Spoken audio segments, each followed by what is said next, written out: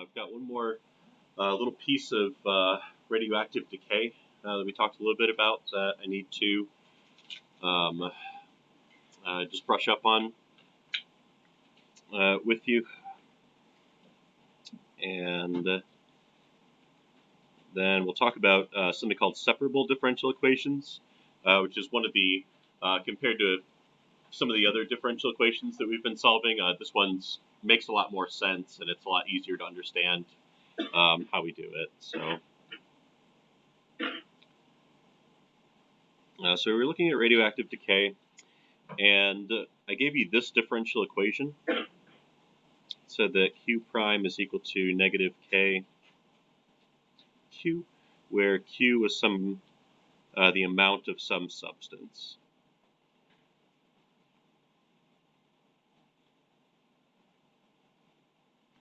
Okay. So the more there is of some particular isotope, the faster the rate of decay is. So the decay is handled by that negative sign there. So if we solve this, if we turn this into a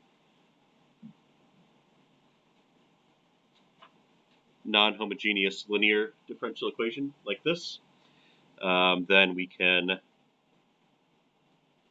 say that our little p of t is equal to k, p of t is equal to kt, and so that means our solution is going to be equal to c e to the this piece here, right? Negative p of t. One of the things that you'll be expected to know how to do with this is figure out the half-life of this particular isotope. So that's going to depend on K somehow. But basically what we're going to be able to do is just look at, say, when this amount is equal to 20, and then when this amount is equal to half that, so 10, and then see sort of how how this equation is affected by that. The nice thing about this exponential decay, so this is sort of a property of this E function here, is that the time it takes to go from, say, 40 to 20, right? So the time it takes to get from 40 to 20 is going to be exactly the same as the time it takes to go from 20 to 10. And that's going to be the same as the time to get to from 10 to 5, right? So all those differences in time, right, that's going to be our half-life. So I'm going to call this half-life Z for now. But that's just one of the properties of an exponential curve. All those times are going to be the same. So let's try to find the half-life.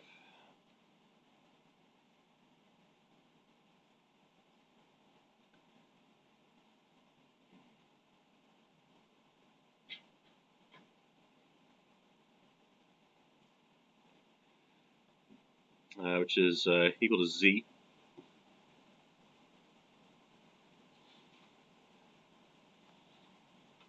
Just to give a name to it. One of the properties of this kind of equation is that if you're looking for some initial amount, if we impose something like this initial amount is sort of what the amount of isotope at time equals 0 is, then we can rewrite this equation when t equals 0. If we kind of solve for c in this case, we get that c is equal to q naught. So we can rewrite this equation like this. So q of t is equal to whatever that initial amount is times e to the negative kt.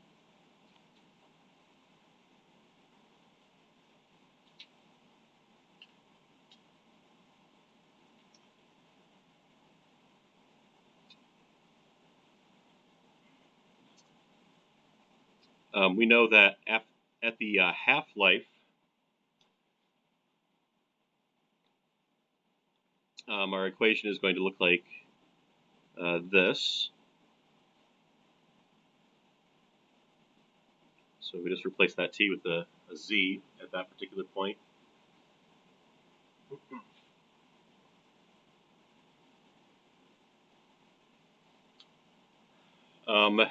So the question I have for you is, what do we know about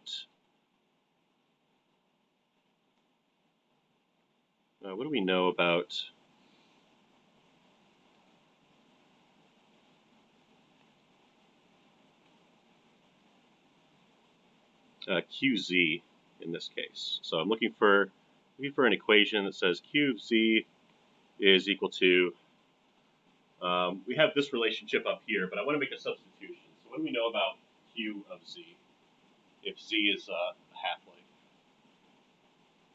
Yes? Yeah, it'll be half of Q, I'll call it Q naught, right? So it's half of, oh sorry, I forgot to put the naught in here. Right? Yeah, so after a half-life, let's say that initially there was 20, then after a half-life has passed, right, if Q naught's 20, then this should be 10. But it's always going to be half of our initial amount.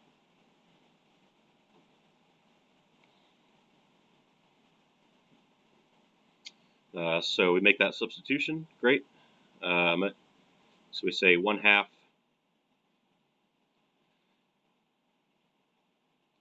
of Q naught is equal to Q naught times e to the negative kz.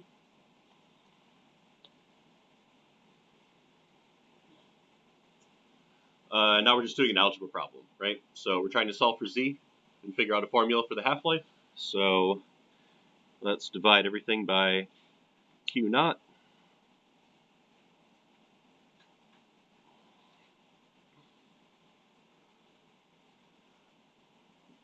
If we take the natural log of this, we'll get the result that we're looking for. But I think that this is a little bit nicer if we take the reciprocal of both sides. That way we get a whole number and we're working with positive exponents.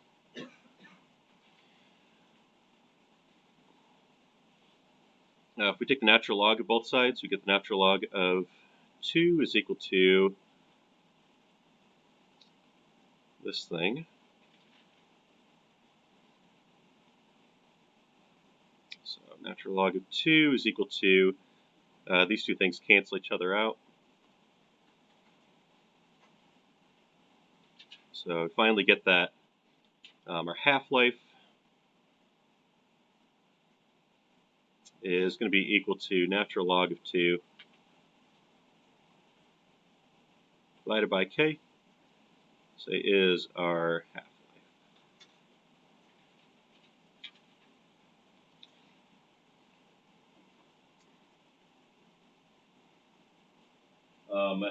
This is a formula that you can memorize. And certainly if I ask you for the half-life, then this formula is going to come in handy.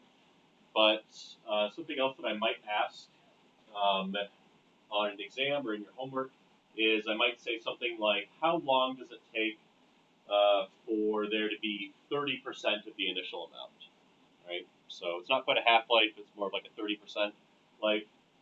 So just know how to manipulate this formula to produce that same result. Does that make sense? Okay. So we box around that.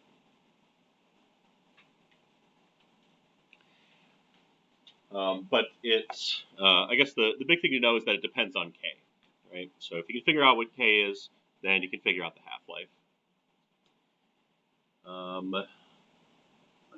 Okay.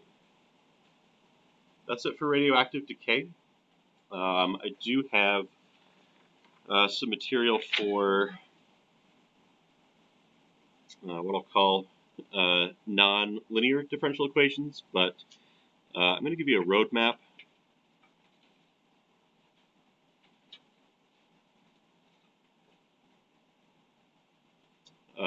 most of the things that we'll need to know how to do for the exam. This whole section is all about first order differential equations. And we can broadly split them up into linear differential equations and nonlinear differential equations.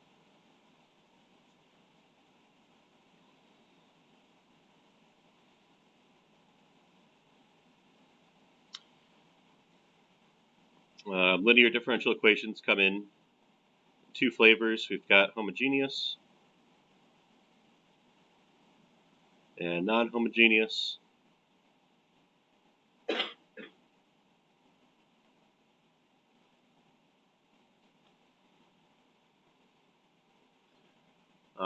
Our techniques for solving those, for homogeneous, that's one where they're equal to 0 on the right-hand side when you put them in book form.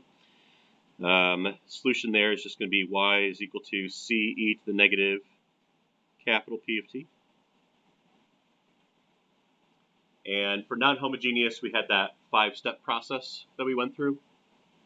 So that one, I'll just kind of summarize. We'll say 5 steps.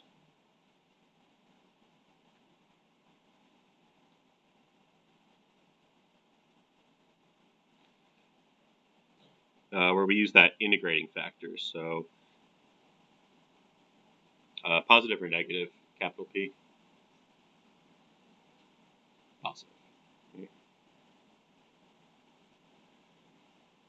Okay.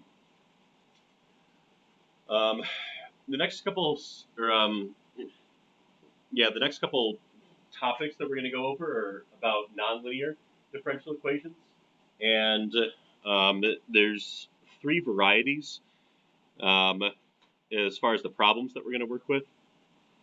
But we have something that are called separable, and we have some differential equations that are going to be Bernoulli.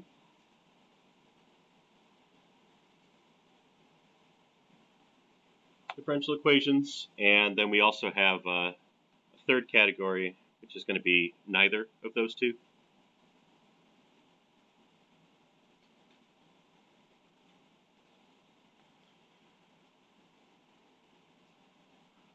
So for the exam, I'll just say for the time being, I'm probably going to ask around 5 questions, right? Maybe 5 or 6 questions. And when I'm designing this exam, I'm going to ask you one of these, I'm going to ask you one of these, I'm going to ask you one of these, I'm going to ask you one of these, right? That's going to be, almost certainly these 4 things are going to be represented on the exam, yes. So that's going to be late February. So I haven't decided on an exact date, but by the end of the week, I'll let you know. When you ask on exam, do you have to give examples too, to prove that you would be handy? So that's two questions in my mind. If I ask you to come up with a separable or non-homogeneous differential equation, you should be able to do that. In terms of the theory, anything that's in the notes is fair game. Anything that you need to solve those suggested syllabus problems, that's also fair game. But yeah, things like I would say things like finding that largest interval for the largest open interval where unique solutions guaranteed. That's very theoretical. So something like that, also definitely fair game. Yeah, at least a week before the exam, I'll just write out a long list of everything that I think you should know on there. So that'll be sort of the content that you can check everything off with. But yeah, just be prepared if I ask you. We don't know how to do either of these two yet, but just be prepared for the exam. If I ask you solve this type of equation, that's the expectation.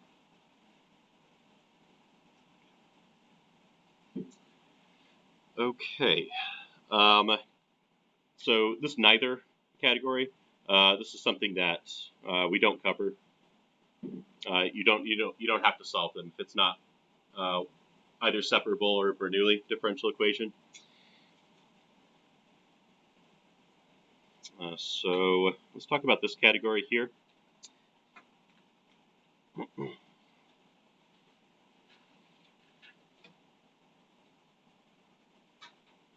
So if we're talking about first order nonlinear.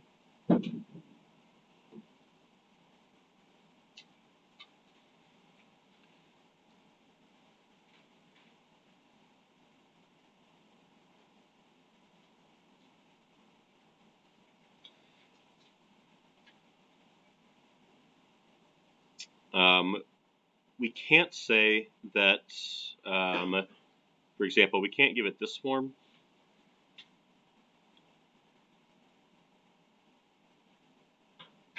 So let me restate that we cannot give it this form because this is our form for linear differential equations. But for nonlinear differential equations, all we can say is that y prime is equal to some kind of function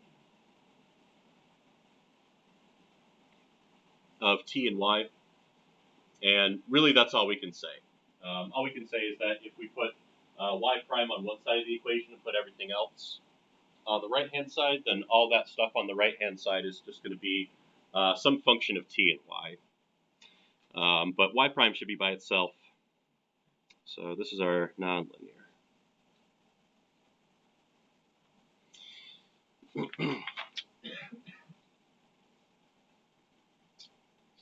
So separable differential equations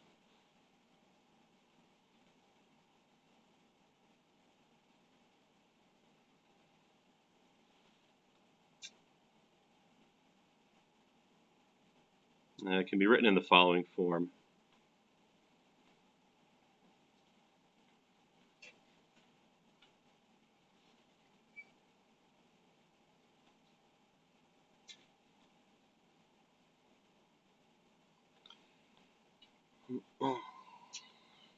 So we have n, so some function of y plus some function of t is equal to 0.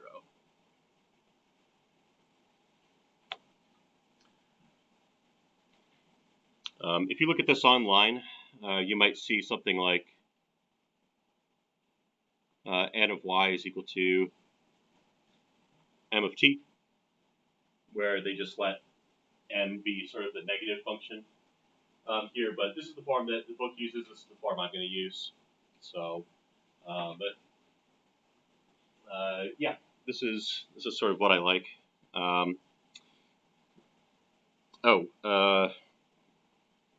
Sorry about that. There should be one other thing here. I apologize. Y prime. That's what it should look like. So some function of y times y prime plus some function of t is equal to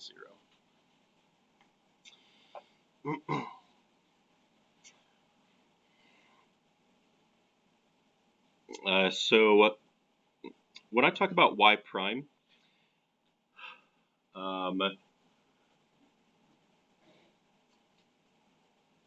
what is that the derivative? So it's the derivative of y, but what do we decide is what's that the derivative with respect to? It's with respect to t, right? So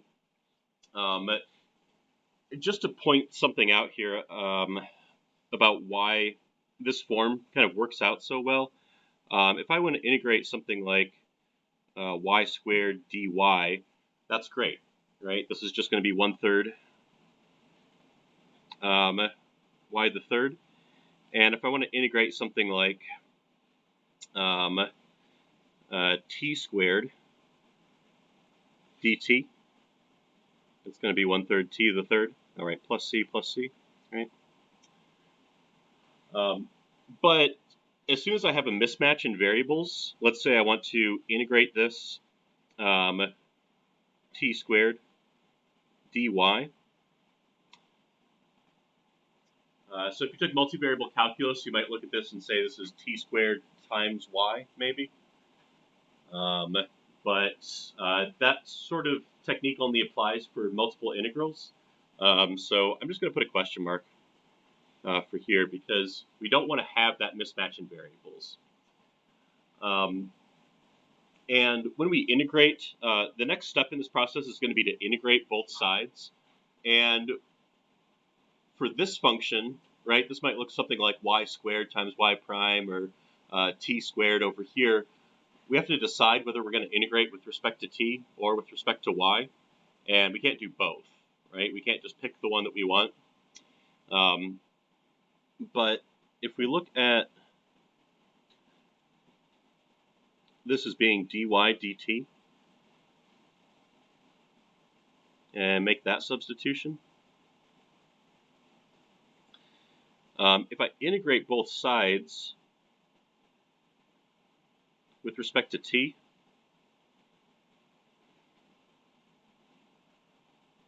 right, so I'm integrating all this dt.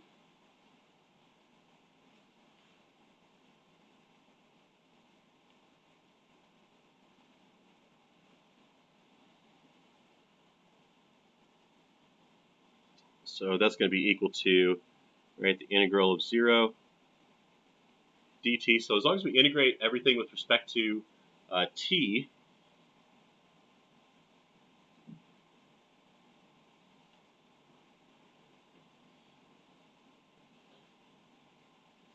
if you sort of believe in the magic of differential equations where you can sort of cancel these out, we want to integrate this one with respect to y, so we're left with the dy. And we want to integrate this one with respect to t. That's exactly what we have.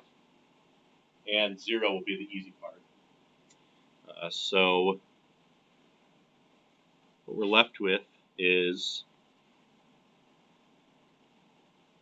right, this integral dy plus the integral of m dt is equal to c.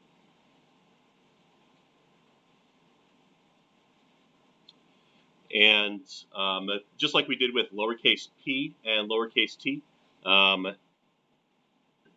we sort of give them these capital letter names.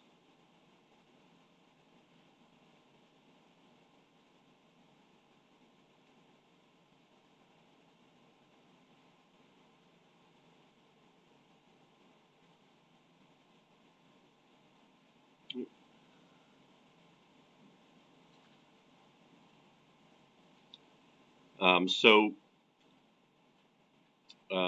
you don't have to go through this whole process every single time. In fact, what I'd like you to do to make these really quick is to say, if you can get it in the form, so I'll say in summary,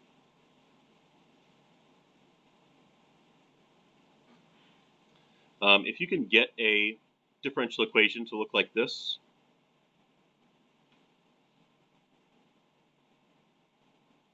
ny times y prime plus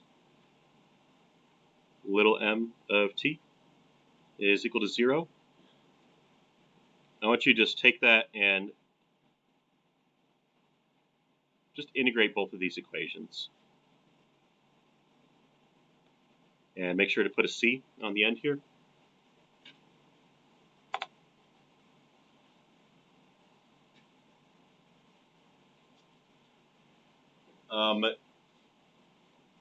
When we solve a differential equation, what variable are we trying to solve for? We're trying to solve for y, right? We're always trying to get y equals some function of t.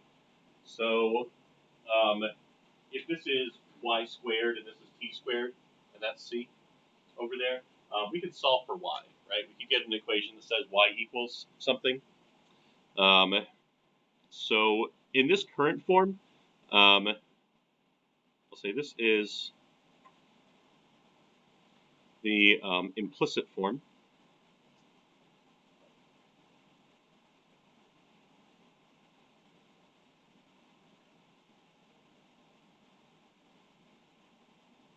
So this is the implicit form.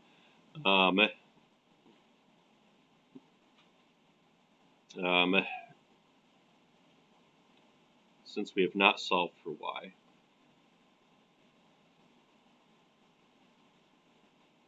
not yet solved for y.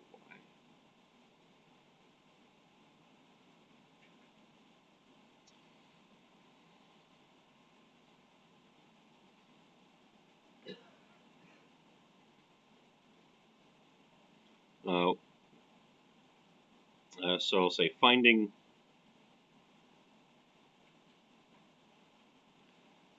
y equals ... is sometimes possible.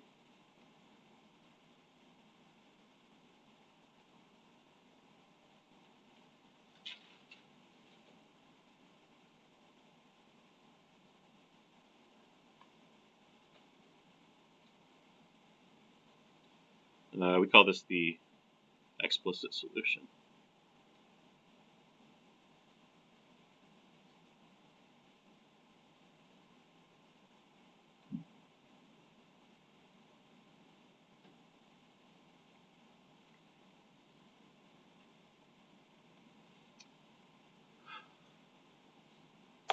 Even if we find the explicit solution, we still have that c there, so it's still a general solution.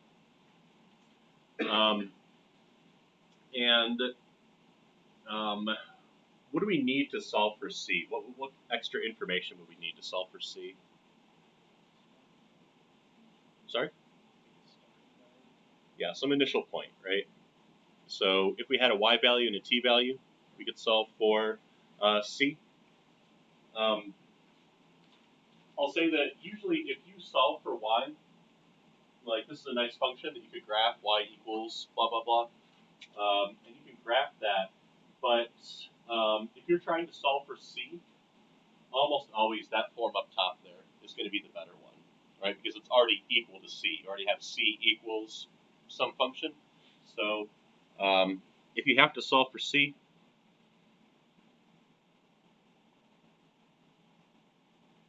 if you need to solve for c,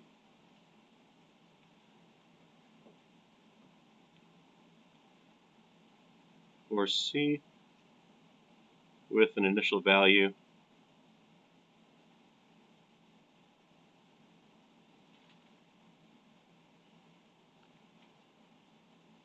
use the form above.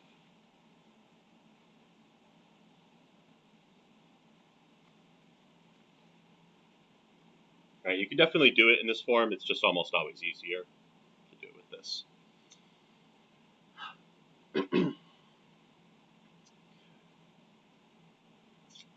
Let's do an example.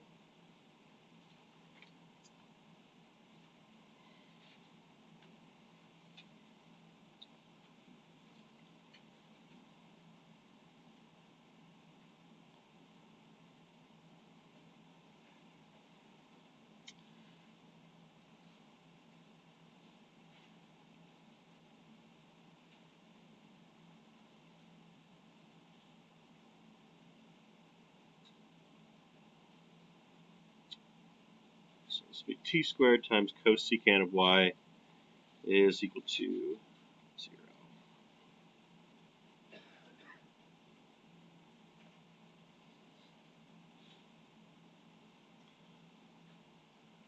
Again, we want this form. The form we're looking for is some function of y times y prime plus some function of t times nothing is equal to 0.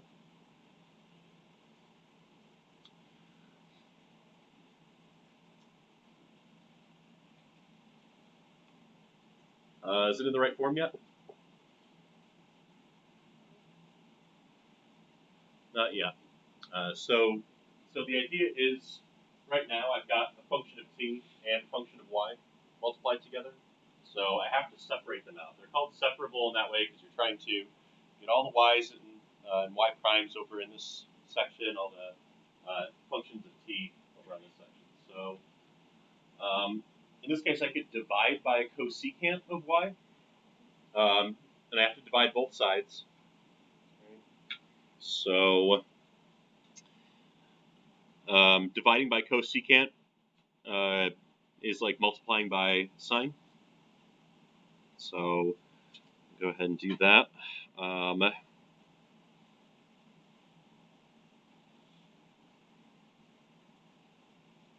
End up with sine of y times y prime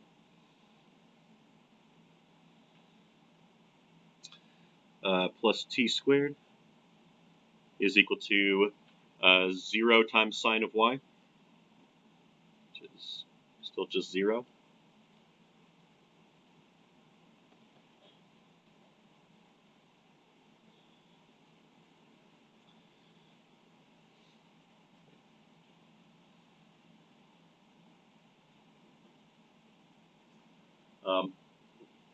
By the way, I just want to point out this is not linear, right?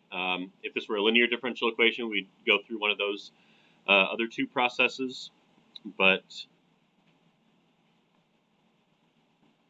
right, we could rewrite this as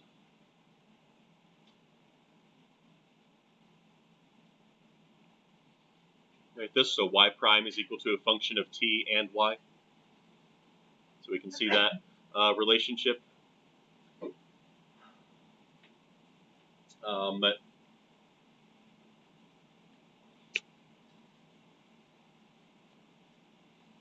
So I'll go ahead and integrate these. I mean, hopefully once we integrate these, that won't be such a big issue, but I just want to point out something we can do in the beginning here. Y prime has two inputs. It's got t and y as its inputs. Are there any values of t that aren't allowed in that function that I wrote in this form here? What's the domain of t?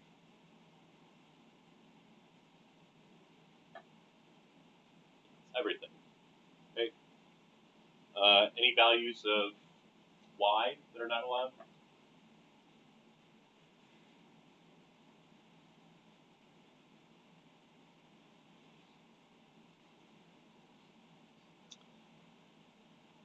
So here's some zeros. There's three things you can't do as far as domains go, right? Right, these always have to be greater than or equal to 0. These have to be strictly greater than 0. And this can't be 0, right? T can't be 0. So because we're in this form, this is where we need to look at our domain of the function. So we have, it doesn't look like we're dividing by 0, but keeping in mind that this is, right, that our y prime is equal to negative t squared times 1 over sine of y. Right, so 0, pi, negative pi.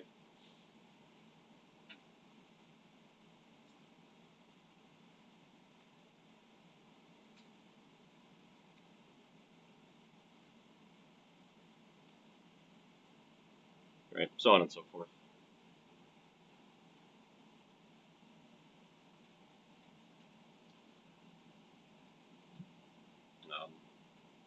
Anyway, just something to think about. If I do ask you for the domain, which is something we'll look at a little later, you know, it's possible that it might look nice in this form, but you need to look at it y prime equals to check the domain. Right. So this is where we integrate everything and kind of take advantage of the fact that we have that y prime there. So we integrate this one with respect to y, and we get negative cosine of y. And we integrate this one with respect to t. And we get that's equal to c.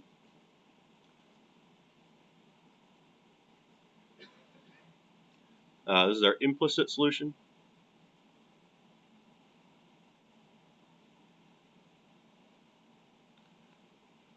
And if I ask you for an implicit solution, this is it. That's all I need. But and I guess I'll be more specific here. It's the implicit solution, but it's the implicit general solution.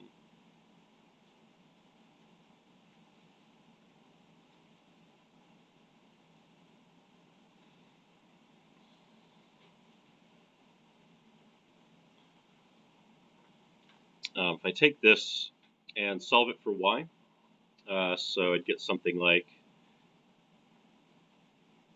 cosine of y is equal to 1/3 to the third minus c, I guess.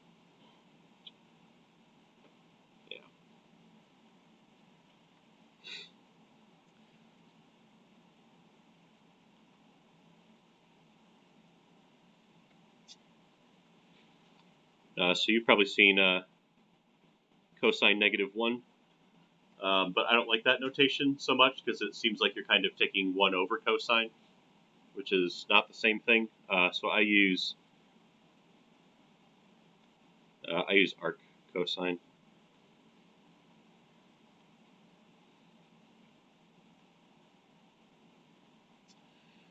So arc cosine of this whole thing.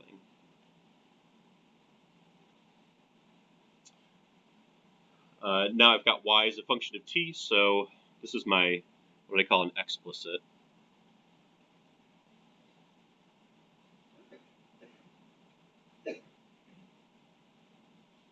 Solution.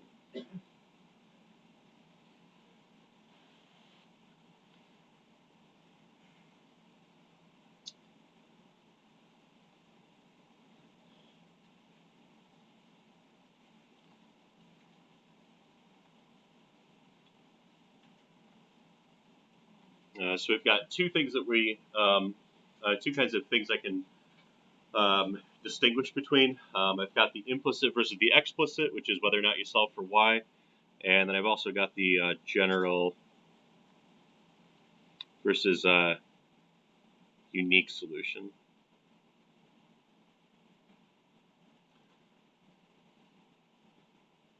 Do these distinctions make sense? Like implicit versus explicit is just whether or not you solve for y. General versus unique is did you solve for c.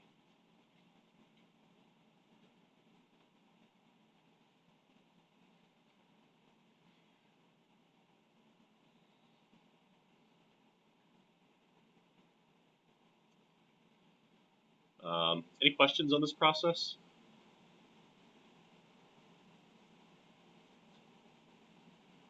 This is one of the easier ones, right?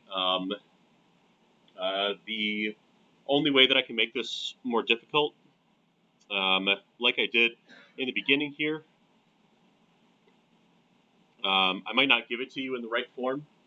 So if you look at something like this, and let's say it's a test situation, I'm just going to say solve this, right? I'm not going to say solve this linear differential equation. By the way, it's separable, so have fun. I'm just going to give you this equation, and it's up to you to kind of first figure out, well, is it linear?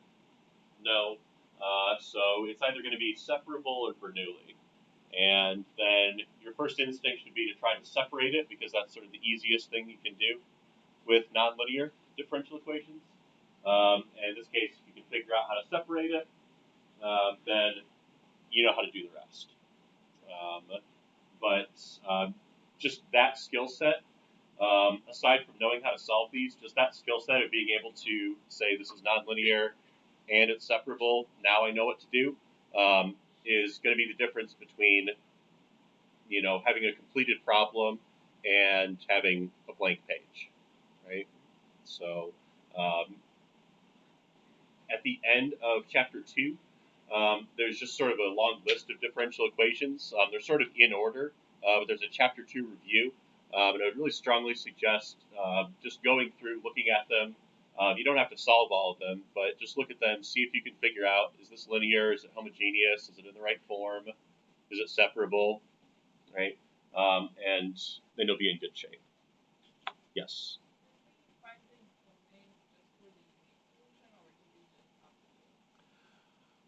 So the domain, um, so that'll kind of be what we talk about next. But I'll give you a basic rundown of it. When we found that open interval, right, we were just finding like it was going to be between A and B, right? And that was for linear differential equations. For nonlinear, we find something that's called an open rectangle.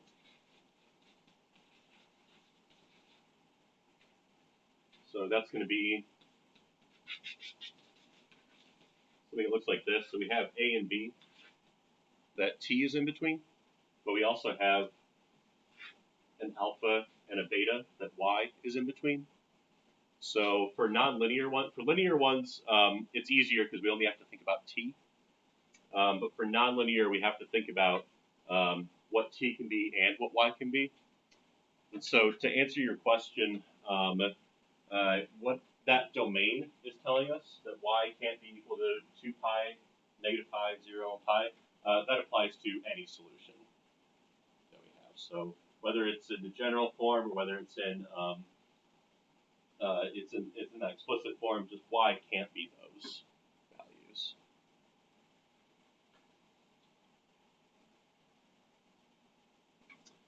So even though we don't use it for that kind of question, Mm-hmm. write it down. No, you do not. So if I say something like find the solution, you don't need to find that. But I guess the reason I'm showing it is because at some point I might ask you to find this open rectangle that I'll talk about. So I just kind of want to you know put that out in front as well. But this problem again, I could ask you find the explicit general solution to this equation and define the domain of it. Right? So it's not entirely impossible that I might ask something like that.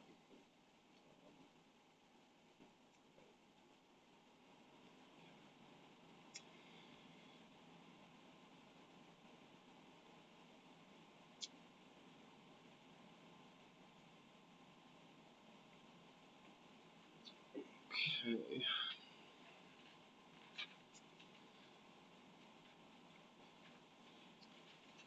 I want to look at another example.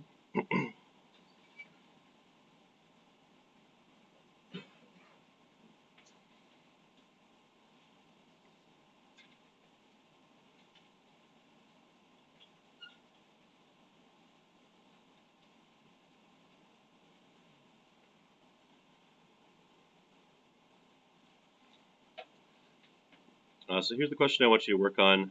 Is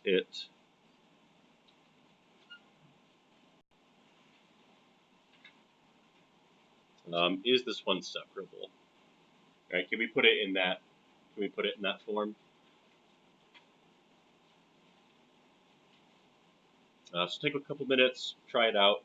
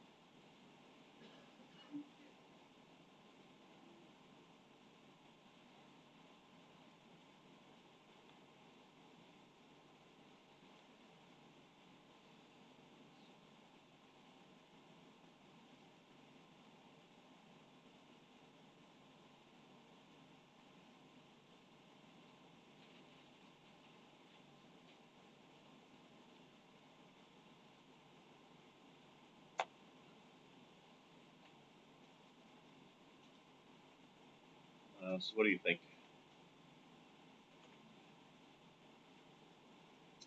It's really close, right?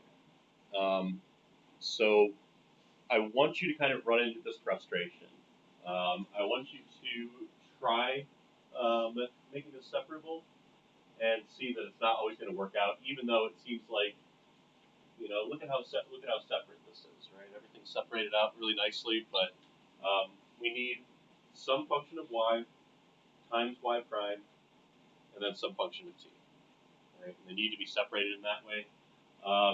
And despite our best efforts, we can't quite get it to look like that. So, and I'll say close. This is not separable.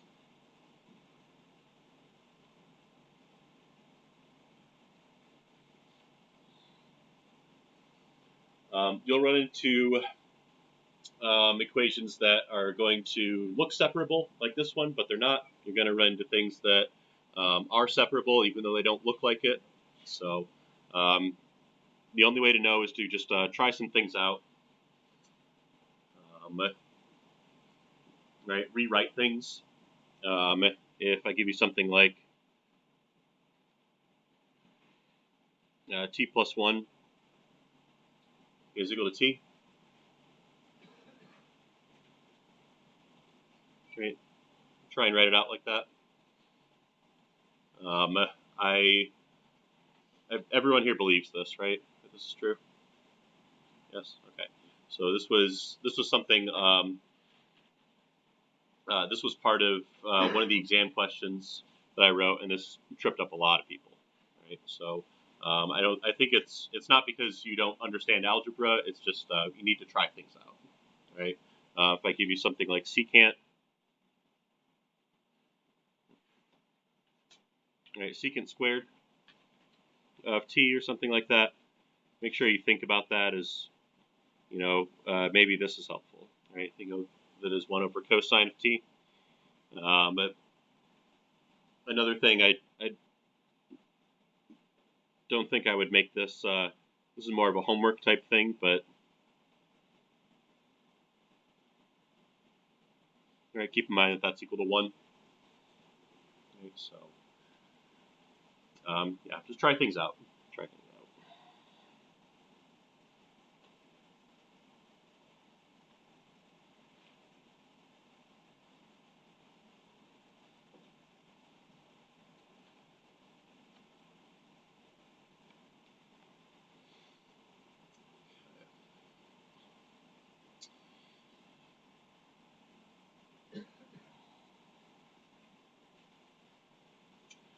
So that last differential equation that I wrote, I think the first thing you should try is separable.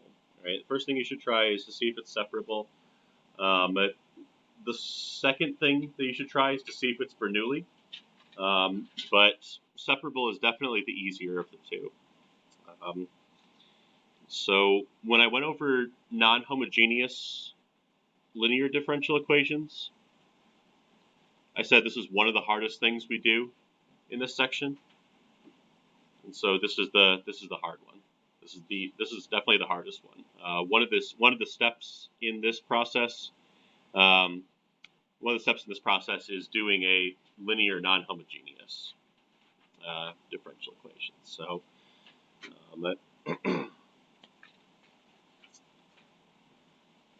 if I ask you to do one of these from start to finish, solve the Bernoulli differential equation, that means that the rest of the exam is going to be very easy. Right? So anyway, the general form for a Bernoulli differential equation, your book writes it like this, because that's the way that Bernoulli wrote it. P of t times y is equal to q of t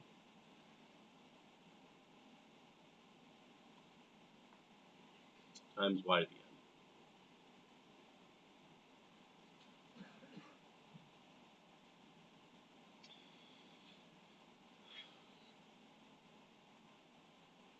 This is what the general form looks like.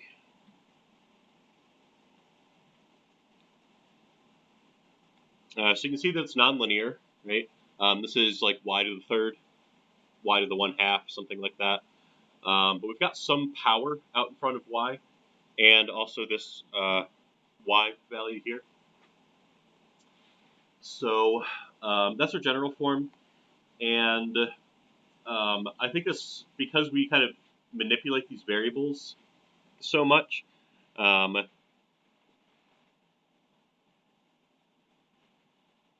like to sort of simplify what this form looks like. This is going to be y prime. I think by now we know that these are functions of t out in front.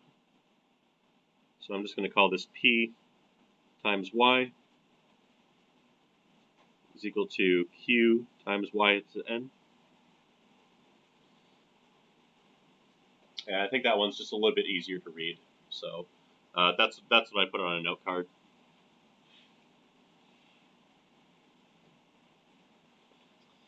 Our goal with Bernoulli equations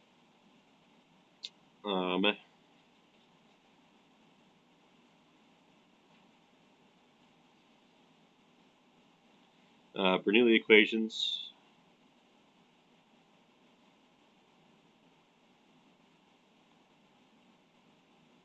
is to transform them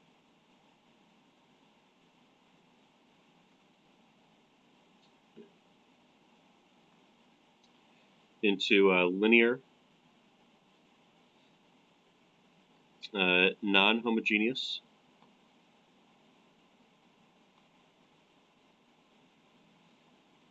differential equations.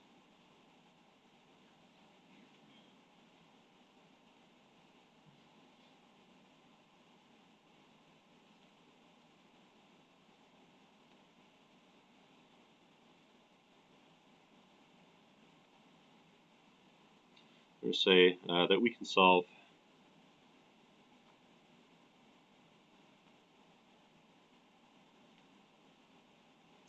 using section 2.2 techniques.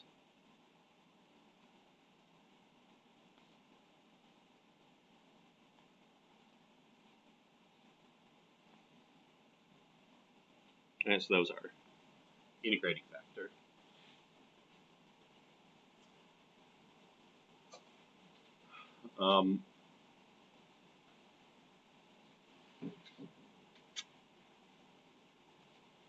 So I'll say you'll notice that almost all the time I sort of show you the reasoning by why we're using the integrating factor, for example, or how things work. I think for Bernoulli, I'm just going to kind of tell you the trick, and even if you really want to get into depth of like why we use that or how it works, which I don't know, I'm looking out into the audience. Nobody seems like super stoked about it, but I can point you to the right page in your book if you're interested in why this happens. But I'm just going to tell you the trick and show you what it turns into. Right. So for this next part, I'm just going to say, trust me. So I'll say the trick is making the substitution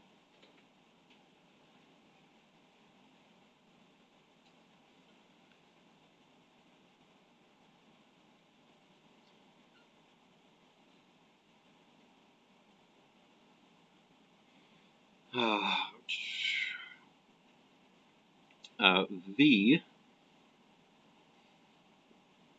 is equal to y to the 1 minus n power.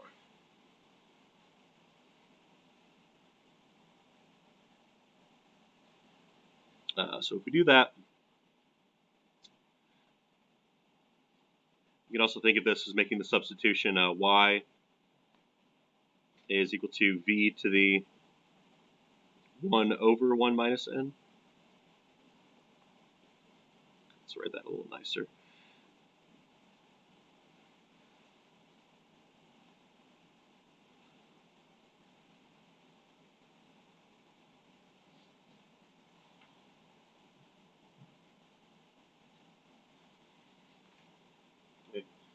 So if we make that substitution, then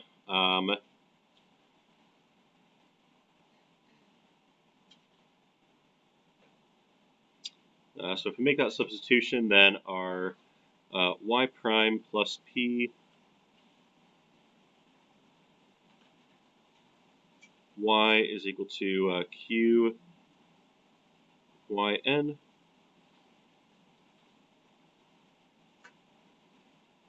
is going to become this. So v prime plus 1 minus n times p times v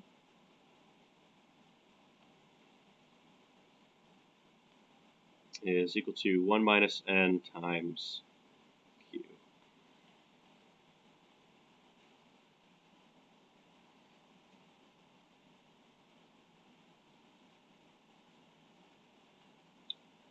Too many boxes, but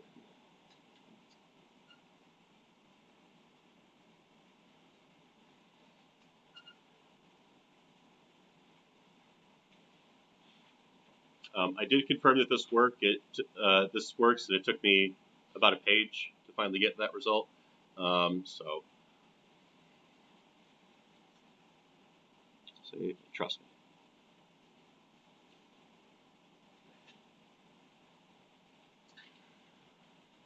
The whole reason for doing that, like I said, is this is a first order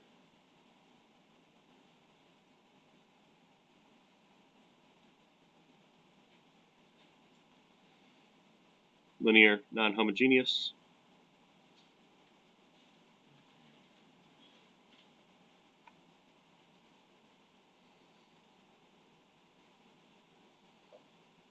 So then we can just solve for that.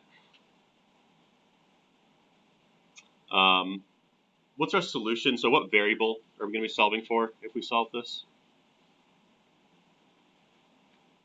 What's our solution going to look like?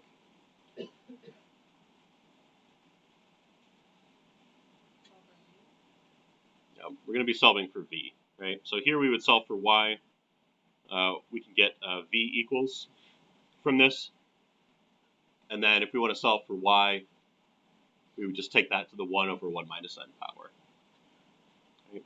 So the basic breakdown is to get it into this form.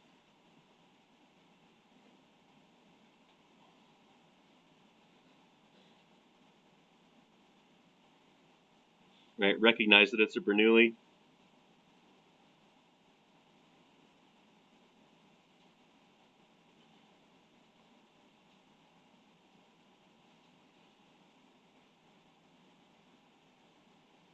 Second piece is going to be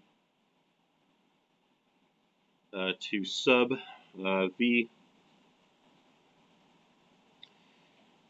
is equal to y to the 1 minus n.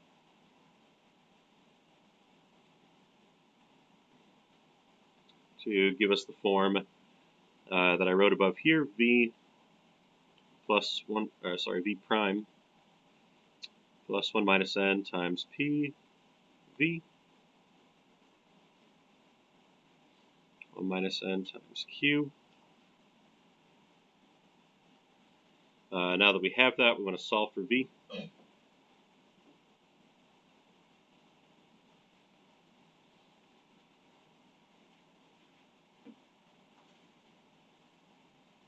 And then the last piece will be that we can solve for y. So y is equal to v to the 1 over 1 minus n.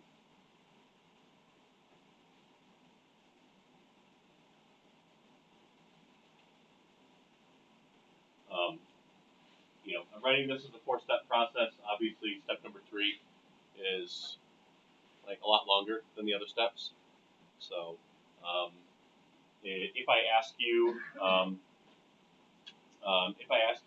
to solve a Bernoulli differential equation, that's asking a lot. So just keep in mind that I might be asking you to make it to this point. I might say, hey, turn this into a linear differential equation. Or I might ask you to tell me what substitution I could make, or I might give it to you in this form and say, hey, this differential equation looks like this. Solve for v.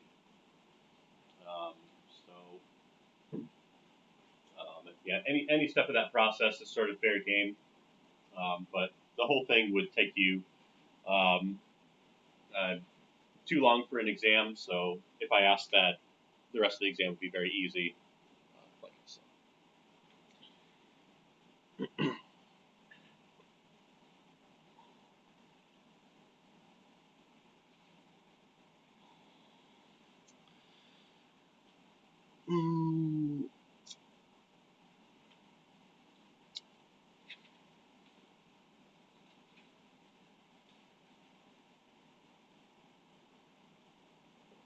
Looking at an example of this.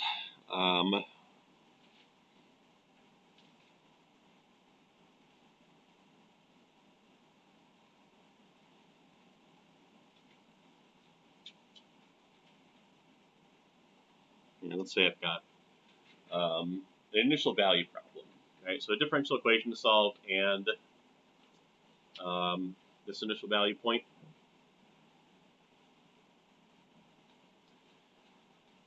Bernoulli? Yes. Right. So, what's my n here? N is that 3. It's already in the right form. What's my p?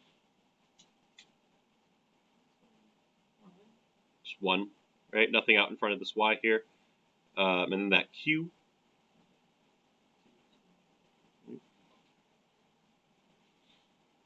Happy Valentine's Day.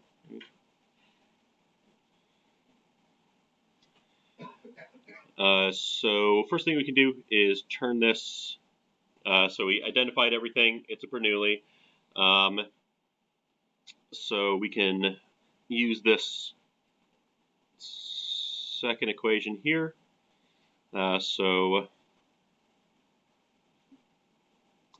Notice that I don't actually have to solve this v equals y to the 1 minus n. I'm just going to start solving this differential equation. So I get that v prime plus 1 minus 3 times p times v is equal to 1 minus n times t.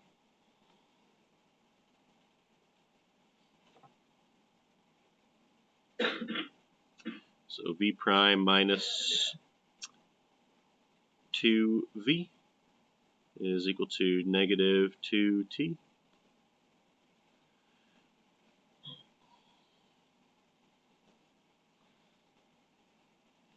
So this kind of begins our this is going to begin our homogeneous or non-homogeneous first order non-homogeneous linear differential equation. So here I'm just going to skip quite a bit of work here. It's going to be e to the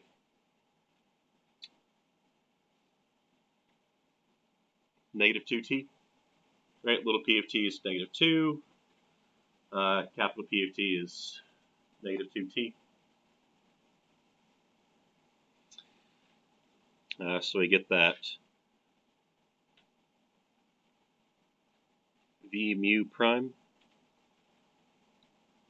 is going to be equal to this thing times e to the negative 2t. Right, through multiplication.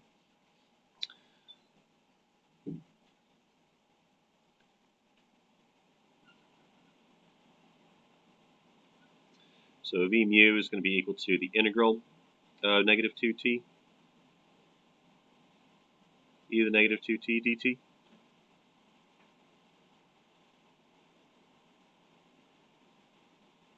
You could ask yourself at this point, if I asked you this on an exam, would you feel comfortable solving that integral? So things I mentioned were that might apply here: u substitution or integration by parts. One of them will get you the right answer pretty quickly. One of them will take you a lot of time to get nowhere.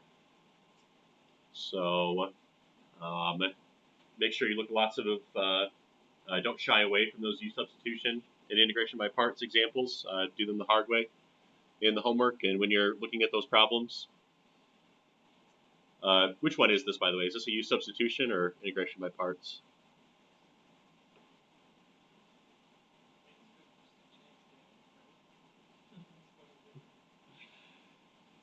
Partial credit.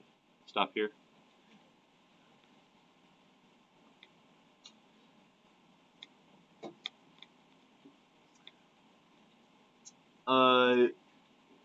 Let me put it this way. So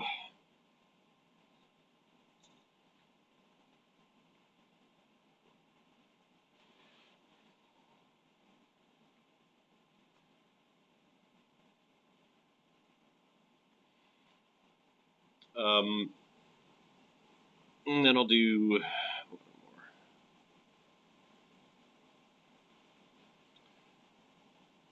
A, B, let's see.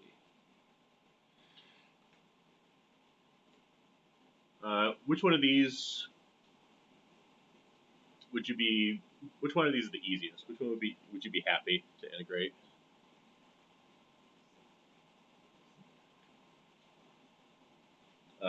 So none of them, maybe. Here, I'll give you the.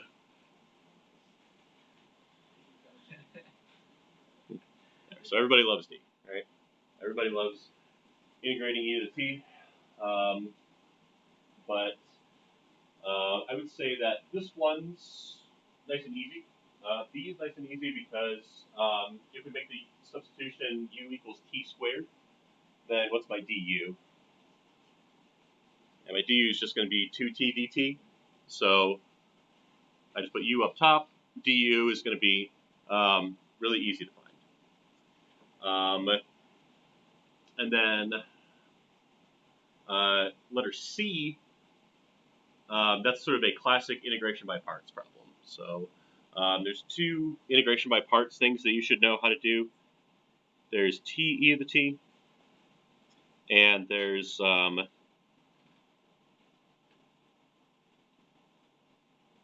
right. Those are the kind of the two basic integration by parts problems that kind of teach you how to go through the process. So the idea is that one of these is going to, when you take its derivative, it's just going to repeat itself over and over again. And then one of them gets easier as you take its derivative.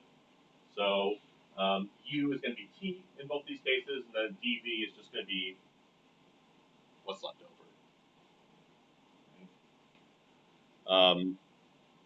So those are the integration by parts problems. I guess what I want to point out here is that this e to the t squared, this is one of those things that's very, very difficult. I think it might be impossible to do by hand, right? Because if you make the u substitution, u equals t squared, there's no 2t out in front here. So yeah, we've got what integration? We've got u sub. Integration by parts. Integration by parts.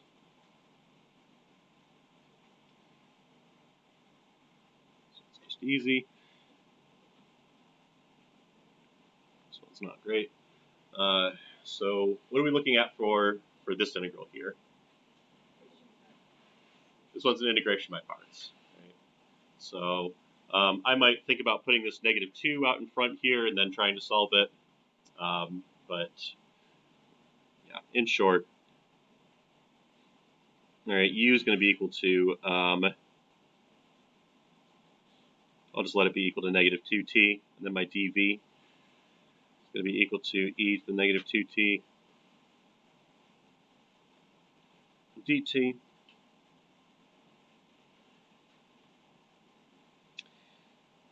Whoops. So integral of u dv is going to be equal to uv minus the integral of v du.